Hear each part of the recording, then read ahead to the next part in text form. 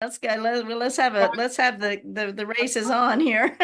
I'm a Texas boy, as you probably can hear, and I will, speak, pretty forthright here. As a youngster, 9 years old, I'd given my life to the Lord, and He had called me. And I've never met my father, my biological father, and my grandfather raised me until I was about 9 years old, and then went to live full time with my mother, and then.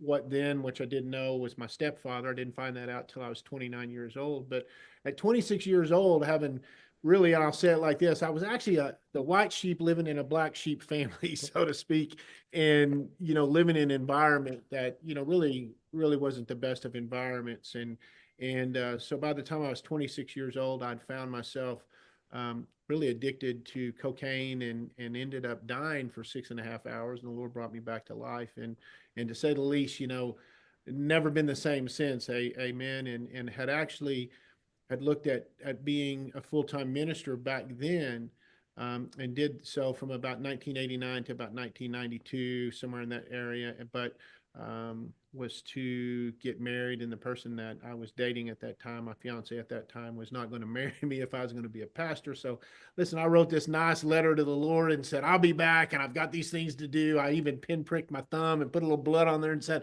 man, I will be back. Amen.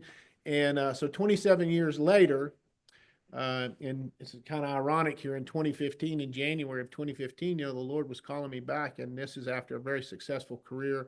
The Lord had blessed me with building a lighting and electrical service company and a distribution business there in the Dallas area.